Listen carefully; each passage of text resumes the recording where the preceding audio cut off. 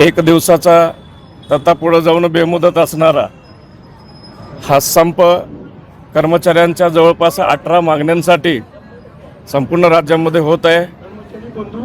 आणि या ठिकाणी सर्वच कर्मचारी अधिकारी या ठिकाणी आज रस्त्यावरच्या लढाईला उतरलेले आहेत।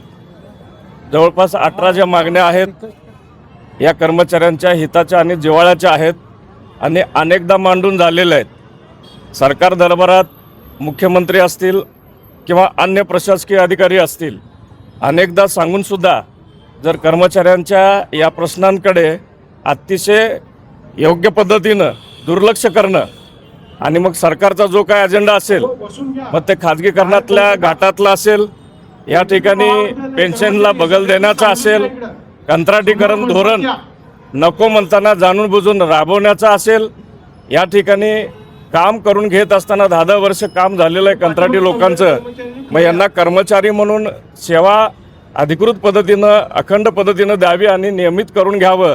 तर ह्या पद्धतीचं धोरण सरकारचं नसतं, उलट कर्मचाऱ्यांचं शोषणच करायचं आणि या ठिकाणी कुठल्याही मागणीला मान्य न करता प्रत्येक मागणीला बगल द्यायची आणि वारंवार पद्धतीनं या सगळ्या कर्मचाऱ्यांना संपात किंवा रस्त्यावर येण्याला भाग पाडायचं। तर या शासनाच्या अशा वृत्तीचा Maharashtra state electricity workers federation म्हणून संघटनेच्या डेप्युटी जनरल सेक्रेटरी या नात्यानं राज्याचा आज या ठिकाणी या संपाला मी जाहीर पाठिंबा देण्यासाठी आलो आहे आणि शासनाच्या धोरणांचा धिक्कार करायला आलो आहे। या ठिकाणी इतकंच, जर या राज्य सरकारी कर्मचारी या संघटनेच्या वतीनं जर आंदोलन लाभलं तर शेवटच्या टोकापर्यंत त्यांनीही लढावं, आम्ही सगळेजण त्यांना सहकार्य करू। कामगार संघटना संयुक्त कृती समिती सोलापूर म्हणून सुद्धा आम्ही सर्वजण त्यांच्या सोबत आहोत। इतकंच।